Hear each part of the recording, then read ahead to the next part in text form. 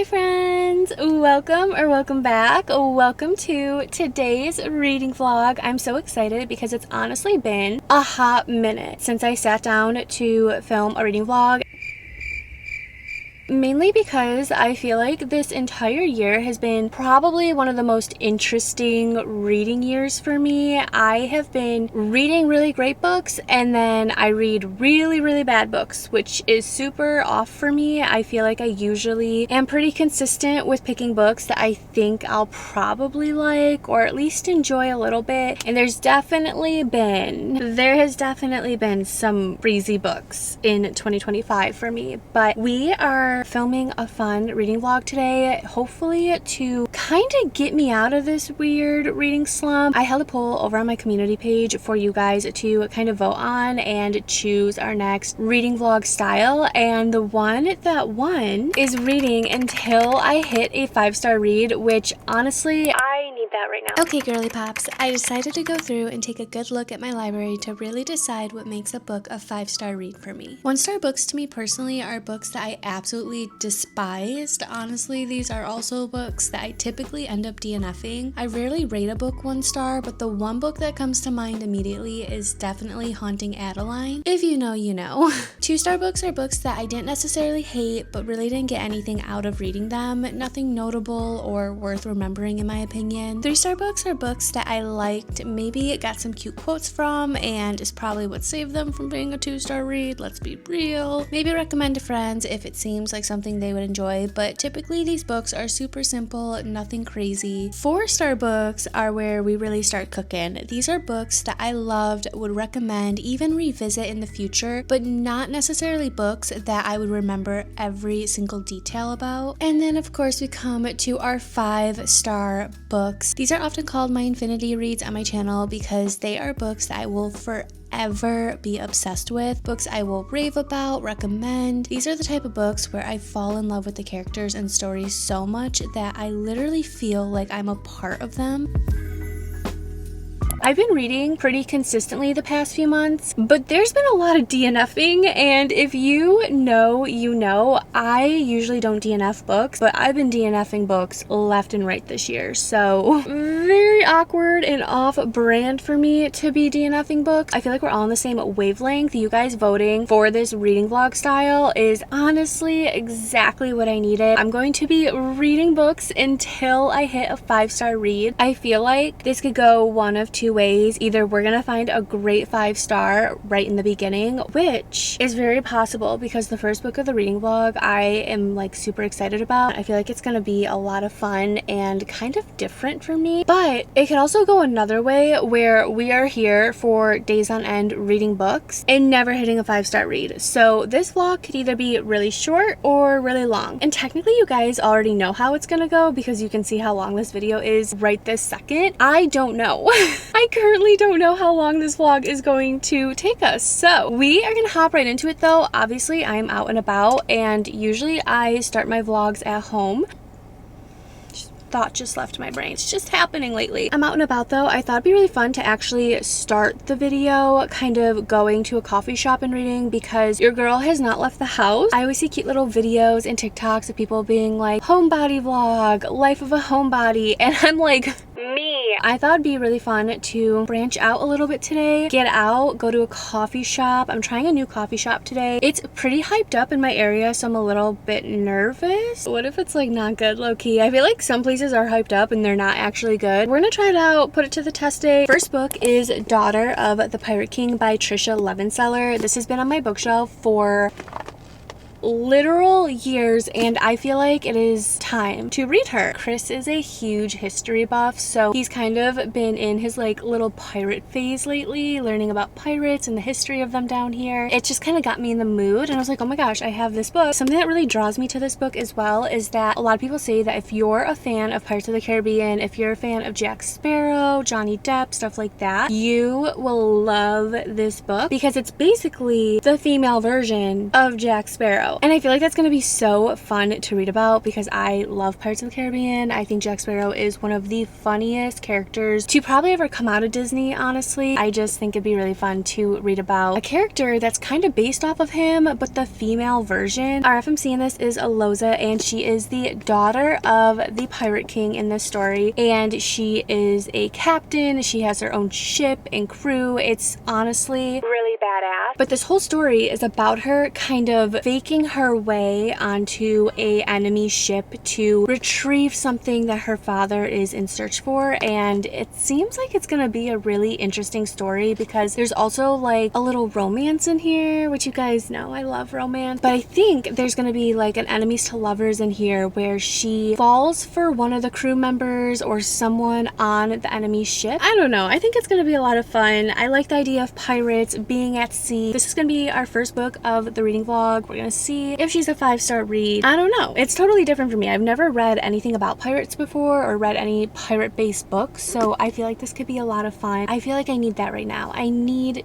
different when it comes to reading. I'm also feeling pretty energized and good today, girls. I got ready, which huge accomplishment for me these days. I really went out with all the accessories today. I'm pretty simple, minimalistic when it comes to my outfits, so I've really just been trying to elevate my everyday style, even when it comes to my cutie little purses. My purse today is literally what's making the outfit in my opinion. She is the moment. This is actually a Gucci retro hobo bag. Crazy that I'm holding her right now. I've never had anything designer in my entire life, so this is a really big moment and super exciting for me. I was able to try her out though from the brand Vivrel, which is the kind sponsor of today's video. If you've never heard of them before, Vivrel is the first of its kind luxury accessories membership only club, providing members access to borrow designer handbags, jewelry, watches, and diamonds. Members can basically treat the Vivrel closet like it's their own and can borrow anything they'd like within their tier. They also don't have return dates, so every month you can choose to swap your item out for another item, or if you like it a lot and you want to keep it longer, you can do that. I've actually been thinking of keeping this bag a little longer instead of swapping it out. I just think it's such a cute, elegant, everyday bag to bring around with me, and I love the look of it. Something else I think is really cool about Vivrel though is that you're able to purchase the items if you really like them at an exclusive members only price. I just think it's a really cool and fun brand, whether you want to elevate your everyday style, if you want to try out new things that you've always dreamt of trying out. They have so many beautiful products and brands to choose from, and I just think it's a lot of fun. If you're interested in checking Vivrel out for yourself though, you can visit the link in my description box and use my code here to get 50% off your first month of membership. It's seriously so much fun. I highly recommend. It's like having your dream closet on demand. With all that being said though, we are gonna head in, try this coffee place out, see if it's worth the hype,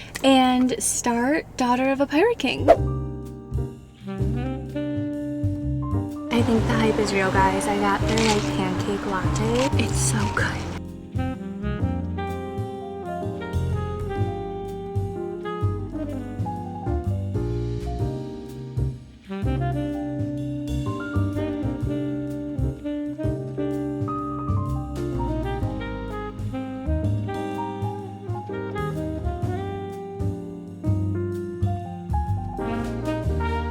So far, so good. Chris came to join. He came to have fun. Chris got the same latte as me. I want him to do a taste test for you guys because I kind of just like slurped mine down. It's a pancake latte and it has like maple and blueberry. I was honestly really impressed. I didn't think I was gonna like it and I loved it. I slurped it so fast. It's very smooth. Because if you like it, normally it's too sweet. Exactly, exactly. But it's pretty good, right? Yeah.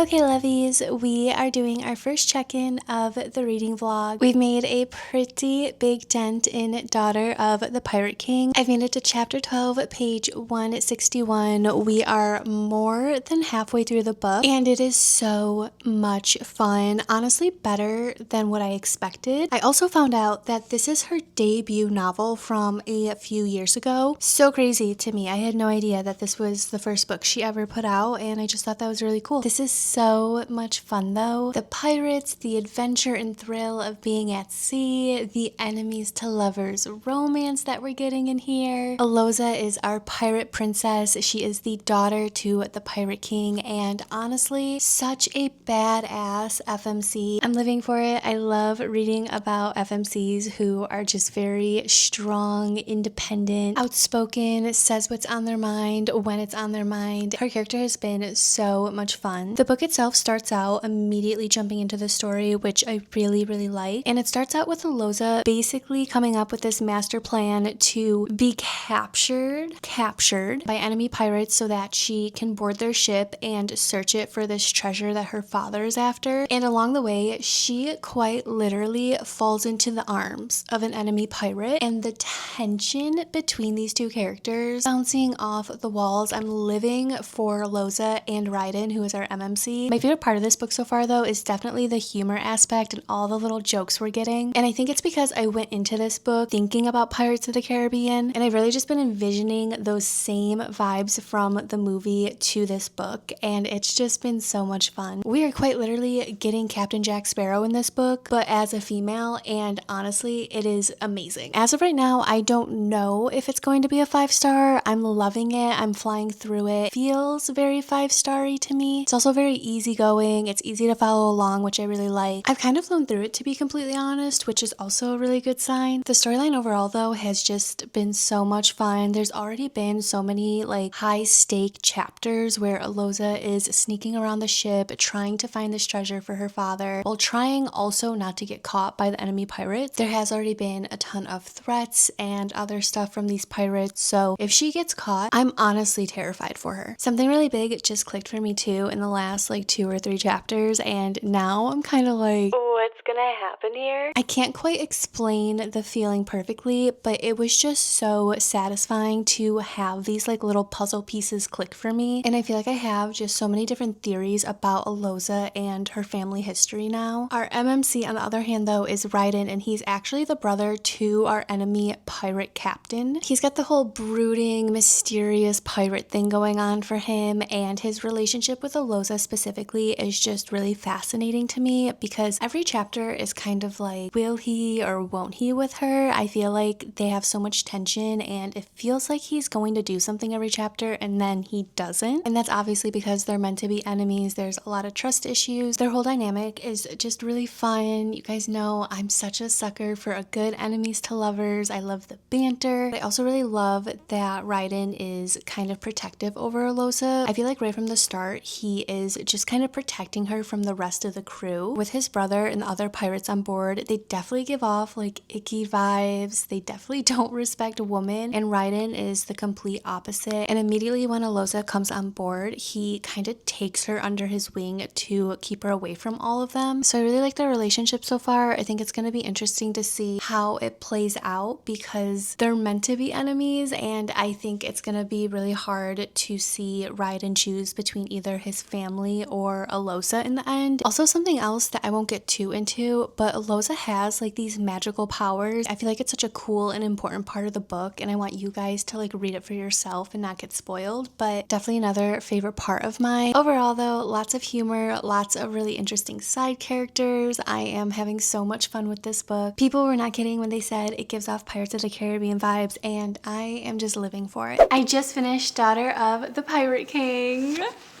Oh my gosh, guys, I loved this book. Honestly, such a great book to start off our reading vlog. It wasn't a 5-star. I'm not gonna lie, it wasn't a 5-star, but it was really close. I landed on a 4-star rating for this book. What a fun and different type of storyline, at least for me personally. I know I mentioned it in the beginning of this video, but I have never read anything about pirates before or like any pirate-based type of book. And this one was seriously so much fun. fun. I loved Aloza, I loved Raiden, I loved all the side characters in this. I feel like the side characters were just as funny as the main characters, and I was just living for it. This whole story revolves around Aloza kind of sneaking onto an enemy ship, trying to find this treasure that her father is after. And the stakes are very high in this because she's trying not to get caught while searching for the treasure, but she also needs to find this treasure because she's also afraid of what her father will do if she doesn't succeed. The entire story I felt was very high stakes and very fun and thrilling. In the beginning of this too, I thought it was literally just gonna be Aloza trying to find this treasure, but there was so much more depth to the story and characters than I anticipated. One of these main things being that Aloza has like these magical powers that kind of help her and aid her in her mission, but they also kind of bring on an extra piece to her story in this series as a whole. And I just have to say, I am so excited to read book 2. I immediately checked my Kindle to see if book 2 was available on Kindle Unlimited, and it isn't, sadly, so I will have to purchase it on my Kindle or purchase the physical copy. But I am really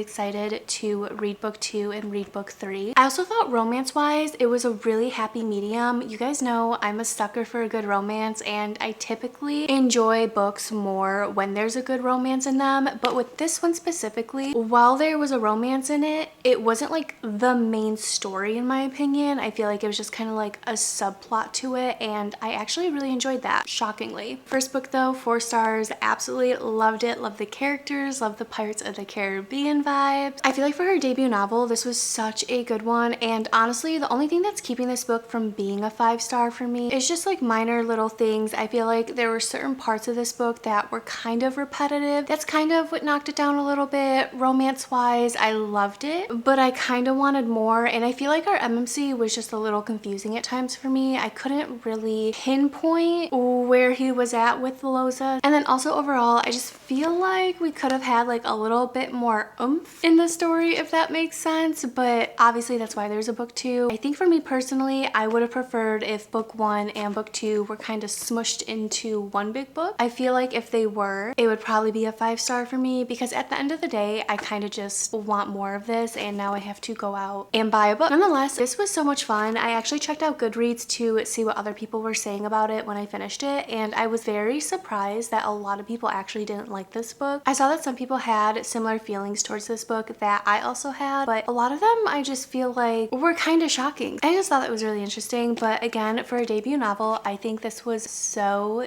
good. It was fun, it was exciting, and obviously I really enjoyed it because I'm so excited to read book 2. First book of our reading vlog, 4 stars. I thought for book 2 we would switch it up a lot and actually jump into a summery romance. This is Till Summer Do Us Part by Megan Quinn. I have never read anything by Megan Quinn before, but I hear she is like a super popular, raved about romance author, so I thought it'd be really fun to try this book out because I got sent it in the mail. It's also summertime. I feel like I should take advantage while I can and read as many summer books, especially because I've had really good luck this year with summery romances. In this book though, our FMC is Scotty, and basically she is working in a very male dominated field, and at some point she feels very out of place because all the men in her field are married and have families, and they're all just kind of obsessed with being married and being in relationships. So Scotty feels very out of place, and she ends up getting herself into like a super sticky situation with her boss, and she basically ends up lying and says that she's married, but she's not in a good marriage. So it ends up leading to like this whole debacle, and basically leads to Scotty finding a fake husband to attend a marriage counseling camp for a week. Honestly, I feel like this sounds like a lot going on, but at the same time, I feel like it's gonna be a lot of fun. It also sounds like it might be more on the rom-com-y side, which I really like. I feel like we're gonna get some really good humor and jokes in here. Our MMC in this is Wilder, and he's also super into improv, which I feel like is going to lead to a ton of funny moments, especially because Scotty seems like she may be on the more serious side. So I feel like this is gonna be a lot of fun. I'm super excited to jump into it, and maybe, just maybe, this could be our 5-star read.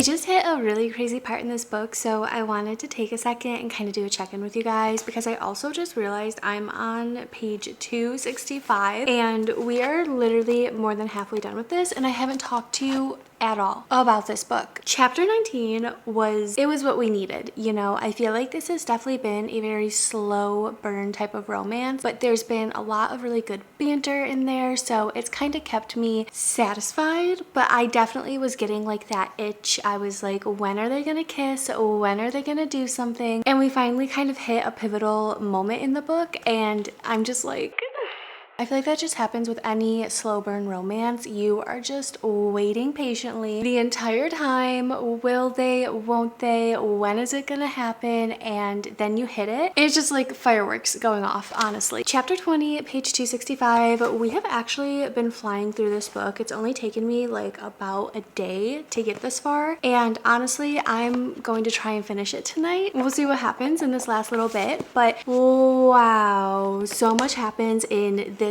chunk of the book. I feel like it's not going to be a 5-star. There's just like certain things in here that are talked about that I'm not really used to reading about, so it's just a little bit off for me. It's a little weird sometimes, maybe a little awkward, but it is really fun. I am enjoying the slow burn aspect. There is so many funny scenes in this book. I'm living for like the comedy aspect of this, especially coming from our MMC's like point of view. I can't figure out if it's pronounced Wilder or Wilder. I feel like it's probably Wilder. I've been kind of saying it in my head as Wilder, but we'll say Wilder because I feel like that makes more sense as a name. I don't know. Wilder is our MMC though, and I think I mentioned it before we started this, but he is super into improv, and this entire book is just him doing improv while pretending to be Scotty's husband at this summer camp, and he is so stinking hilarious.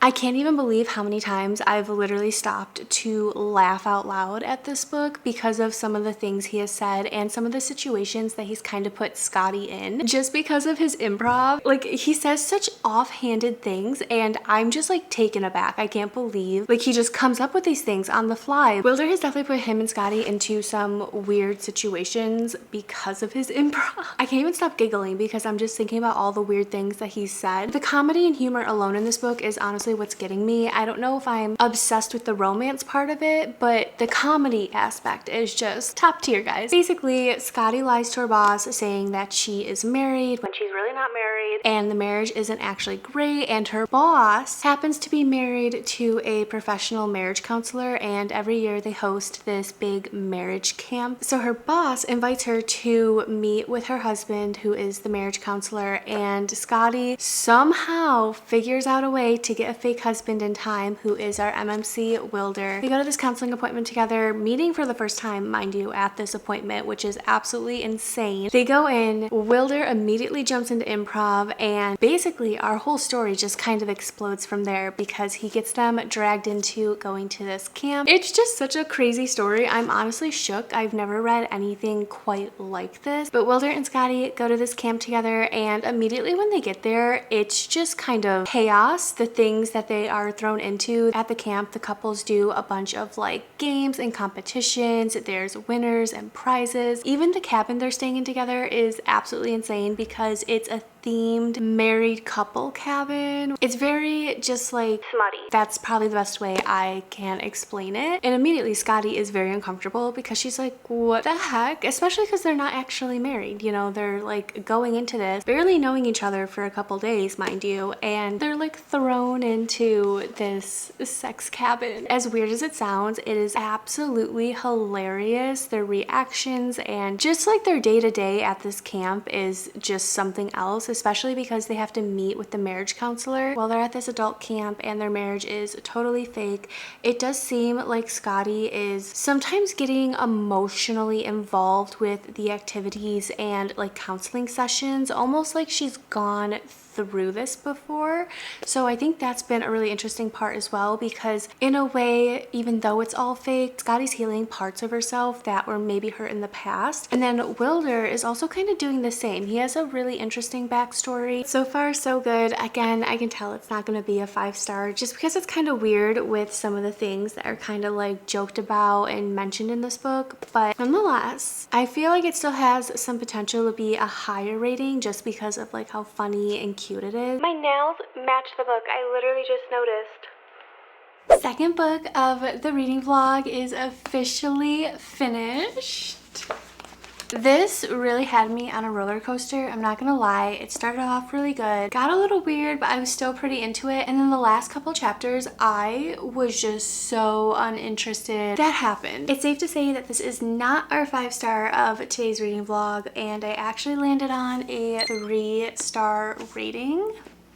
So it's not the worst book ever, but it's also not like the best book I've ever read. I feel like it's a happy medium. I feel like the overall storyline was really interesting, definitely different from other romances I've read in the past. I feel like the balance between comedy and seriousness in this book was absolutely perfect. There were so many laugh out loud scenes in this story, but there were also really good serious scenes too, especially with our two main characters, Scotty and Wilder. They both come from very messy but real past. They're both struggling in their own ways and trying to work through these past problems of their own, while also trying to be present and navigate their way through this marriage camp, through this new relationship that they're kind of exploring between the two of them. I think the struggles that we see Scotty and Wilder go through specifically are so realistic though, like they're real life things that people go through all the time and go through every day. When it comes to reading romance books, sometimes we kind of just like forget about the real world and forget about, you know, the struggles that people go through. And I really like that in this book, Megan Quinn kind of explored those real serious topics. So I really like that part of it. I thought the comedy aspect was just so cute and funny. Wilder is hilarious. He was just hands down probably one of the funniest characters I've ever read about in a romance, because I also feel like when I read romance books, the MMCs are typically really serious, and this was just kind of a breath of fresh air when it came to romance, because he wasn't. He was definitely more on the goofier side, and again, just the things that would fly out of this man's mouth. Absolutely crazy, but hysterical at the same time. But why did this book end up being a 3-star read instead of a 5-star or even a 4-star? So what knocked this book down from a 5-star to a 4-star was just kind of like the description of some of the things in the beginning of the story. It really wasn't my favorite thing to read about, but it's totally like a personal preference, so take that with a grain of salt, because I just don't like reading certain things like that. That kind of knocked it down from a 5-star right away, because I just wasn't obsessed with that portion of the story. I do feel like in a sense this had a little bit of an insta-lovey type of trope to it. Not that like our characters were in love and obsessed with each other right from the start, but I feel like for spending only like a week together at a camp, it just kind of escalated a little quickly, whereas usually in the romances I read, they kind of span over the course of a few months, sometimes even years. In that aspect, it was just like a little weird for me, but truly it was just kind of like those early chapters. Once they get to camp, I was like, okay, this is the type of book it's going to be. And then what knocked it down from a 4-star to a 3-star was definitely towards the end of the book. There was a little bit of miscommunication that I just thought was really silly. Some of the scenes that our two main characters kind of get into, you know, when they start romancing, which usually I am all for. I love the romancing scenes, but in this book specifically,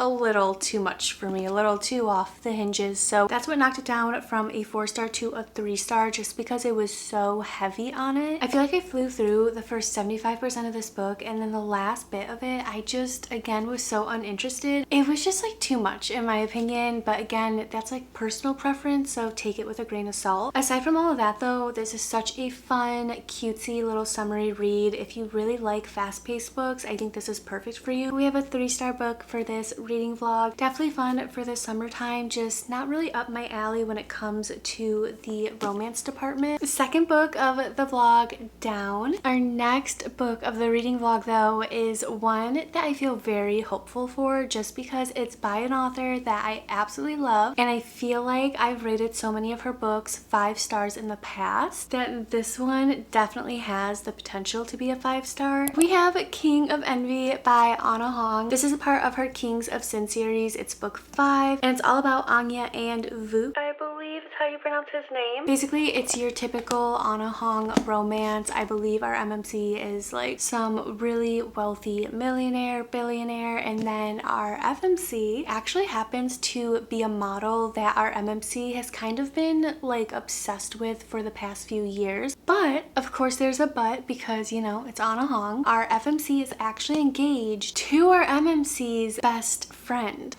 How this is going to work out, I have absolutely no clue, but I'm so excited. I feel like she always writes the craziest but most interesting and fun romances. I feel like her books are also very controversial at times. Like, you either like her as an author or you just don't care for her or her writing style. I love her romances though, especially because they're super fast paced and I usually never get bored with them. Very excited for this one. I feel like we're gonna fly through it. It's a pretty chunky book. It's about 500 pages.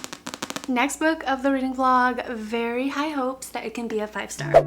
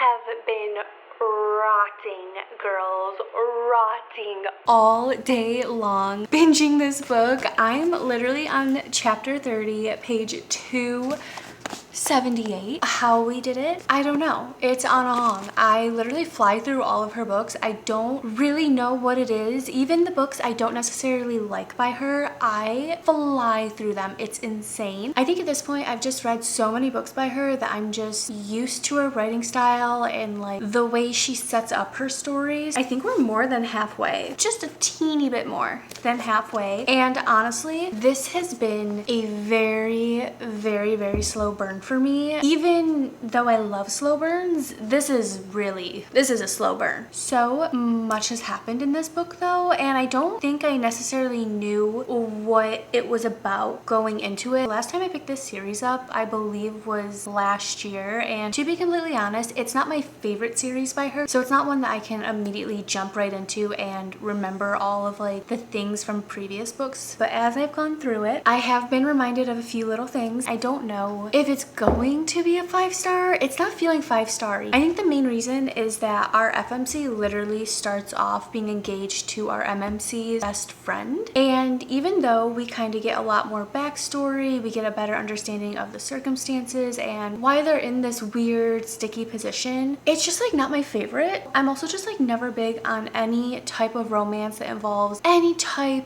or form of cheating, even if it's not something crazy. If there's just like the slightest hint of cheating in a romance book, I'm immediately like turned off of it. I just don't like that at all, no matter the circumstances. In the story though, Anya is our FMC and she is basically a supermodel who is signed to a really big agency, but they don't necessarily take care of their models. They also just aren't the best agency in terms of support and caring for their models. They're basically just in it it for the money, and it seems like there's a lot of shady things kind of going on within the company itself. Anya though signed a really big contract when she joined the agency because she was super young and she needed the money, and now she is kind of like trapped with them unless she wants to get stuck paying like millions and millions of dollars. Vuk is our MMC though, and he is a billionaire, I believe. We actually meet him briefly though in the other books of the Kings of Sin series, and in one of those books there's actually like assassination attempt, and it's believed to be towards Vuk. And now in this book, in his own story, he's trying to find who was behind it. He's trying to kind of figure out why they did it, and it kind of leads to this whole super dark backstory of him and how he became the man that he is. This book is definitely heavy on like the assassin vibes, which I really like. I don't believe we've gotten that in one of her books before, so it's kind of cool to get this like assassin storyline when you start to find out reasoning behind their engagement, reasoning for Vuk kind of, you know, obsessing over her for years and years. It all like makes sense and falls into place, but I just like never like storylines like this to begin with. Nonetheless, we're on chapter 30. Things are happening in this story. Something that I do really like about Anna Hong books is that they are so crazy. They're always super action-packed, and I really enjoy that aspect of them. Definitely leaves me on my toes. Aside from like the whole third-party romance part of this, I do have to say I do really like the romance though. I like that in the beginning of the story, it kind of feels like our MMC despises our FMC, but then we quickly find out that it's because he's actually in love with her or obsessed with her, and he is trying to keep his distance because she's engaged to his best friend. So I like how it starts out with this weird fake enemies to lovers relationship. We quickly morph into one of my favorite tropes and like parts of romances, and it's always when the MMC becomes like overly protective of the FMC, and there's so many moments where Vuk is like there to protect Anya and like save her from so many things. We are cruising though. We're gonna keep going. I'm hoping to like finish up most of it tonight.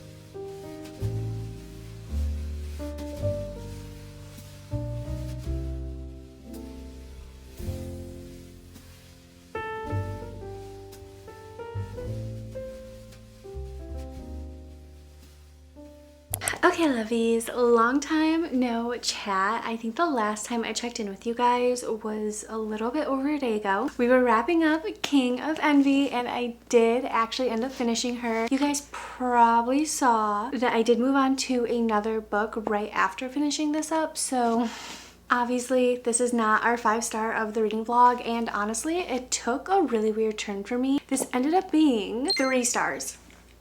I don't even know why I'm surprised. I think I already said this, but her Kings of Sin series isn't really my favorite series that she's done. So this being a 3-star for me shouldn't be that much of a shock, but I think I just had really high hopes for it because she has been one of my favorite authors in the past, but also this couple in particular I was just really looking forward to, and when I got into their story I was really into it, but then I just kind of fell out of it. I don't know what it was. I do think this book was pretty long for its storyline. It's a little over 500 pages, and I just find that romance books that are super long like this, they really have to wow me to make it worth being like that long of a book. I just felt like this was kind of long. It was definitely on the slower side. I think it was a really interesting storyline because it did focus a lot on the assassin aspect. We focused a lot on our FMC's like modeling career, her agency that was kind of sketchy. The romance aspect was also really good in my opinion. Again, I'm not like big on having like a third party involved, but I was still really into it. I thought their chemistry was off the charts. I feel like Anna Hong is so good at writing romance. She's so good at writing banter and chemistry between characters. Like you could really feel it radiating off the pages. I don't know, it just didn't hit for me at the end of the day. Again, I think it was just a little bit too long and it kind of dragged out a bit. I don't know. Am I the only one who's expecting more out of this? Maybe. Ended up being 3 stars. stars though. I do feel like a part of me is starting to grow away from Anna Hong's books just because they do seem to be pretty repetitive and very similar to previous series like the Twisted series. I like the first 3 books in the series, especially book 2. Book 2 was actually a 5-star for me. King of Pride is one of my favorite books by her. But then when we hit book 4, which was King of Sloth, it was just so boring in my opinion. I feel like if it wasn't as long as it was, it probably would have been a higher rating for me, but 3 stars doesn't mean it was a bad book, but doesn't mean it was the best book. It was just like a happy medium. Following that, I started Book for the Summer by Catherine Freeman. This I actually got sent in the mail and I knew I wanted to read it before summer was over just because it sounds so cute. The story revolves around a girl who basically is moving to Nantucket for the summer to manage a bookstore, and when she gets there, she ends up kind of having like this fling with this really charming guy, and she quickly finds out that he actually ends up being her boss, and it kind of starts this whole like messy and sticky situation for her because she is there trying to kind of find herself and figure out what she wants to do in life, and now she feels like she's kind of messed it up a little bit. She has a really big distraction. She's running this adorable little bookshop in Nantucket, and her boss actually wants to shut the bookstore down. So our FMC Jade is very torn because she wants to save the bookstore, but she's also like developing these feelings for Liam, who is her boss, and it's just been a whirlwind of a story. Honestly, when I picked this book up, I didn't remotely think it'd be close to being a 5-star for me. I just knew I wanted to read it before summer was over. I actually wanted to check in with you guys before I finish it because I'm already on page 253 and I'm kind of shook with how much I'm really enjoying it, and now I don't know if it's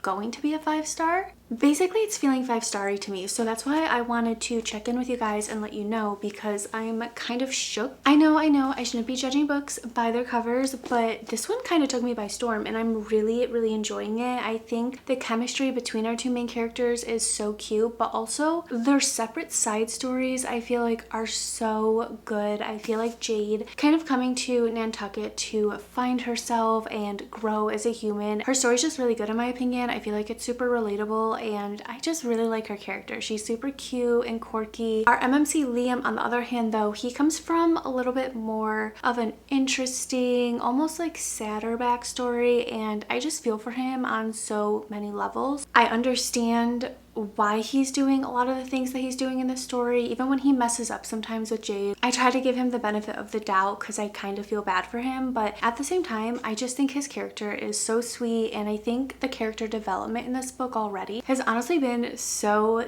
good. I did cheat a little bit and I headed over to Goodreads to see what other people were saying about this book because I feel like I haven't seen a lot of people talk about it or a lot of reviews. I was kind of shook, guys. On Goodreads, I think this has like a 2 or 3-star average rating, and a lot of people just didn't really like it. They thought it was boring and bland. I feel like I'm having like the complete opposite outlook on it. Like, I'm really enjoying this book. Yeah, it's feeling 5-starry to me. I don't know, it makes me happy. And the different descriptions of the island, the houses, the stores, like everything about it is just so cute and cozy. It's also very rom-com-y, which I'm enjoying. I love a good rom-com. It's low-key giving off like Gilmore Girl vibes in a way, and like Stars Hollow.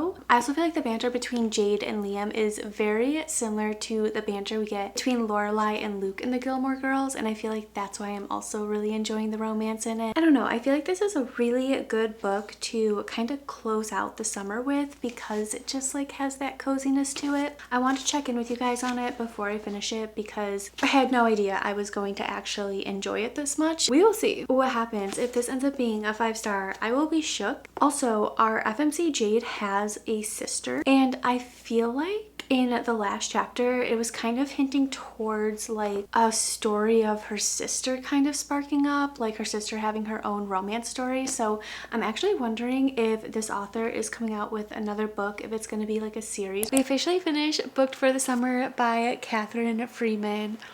And we have officially found our 5-star of today's reading vlog. I'm so happy about this, but I'm also so utterly shook because, again, going into this book, I did not think this was going to be our 5-star. By the end of it, I was like, I'm so happy with this book and how it made me feel, and I'm happy with the ending of it. I just thought it was so cute and cozy, and honestly, just like the perfect end to summertime. I adored this book. I know a lot of people didn't like this book, but for me personally, I just thought it was so cute and funny. I don't know, it just made me feel really good and happy. If this didn't end up being our 5-star though, I had Accomplice to the Villain by Hannah Nicole Mayer lined up next. If you know, you know. It's the 3rd book in the Assistant to the Villain series, and I'm just so excited to jump into it, but I'm gonna save it for another reading vlog of ours because we officially have found our 5-star, and I can't believe it. If you're looking for a cute, cozy, simple summery romance, this book is literally perfect. I really like how fast-paced it was. I don't think it was too long or too short. It's also a dual point of view between our MMC and our FMC, and I really like the way the author kind of set it up because every chapter we get both of their point of views, and I just thought that was really cool. I love that it took place in Nantucket. I loved the coastal, beachy, summery vibes. The thing I probably loved most about this though was that it revolved so heavily around this adorable little bookstore. I just love and adore books that are about bookstores, book lovers, and books in general. I'm so happy with this, truly. That brings us to the end of today's reading vlog. I hope you enjoyed it. I hope you had fun. I hope you guys were able to get some fun new little book recs out of here. Maybe you saw some books you'd like to try out. Daughter to the Pirate King is probably one of my favorite books I've read in a super long time. I can't wait to jump into book 2 of that. Megan Quinn, we will see if I end up picking up another Megan Quinn book. I feel like I have to because I know she has so many romances out there and they're all super different from one another. I feel like I can't judge her just based off of this one book.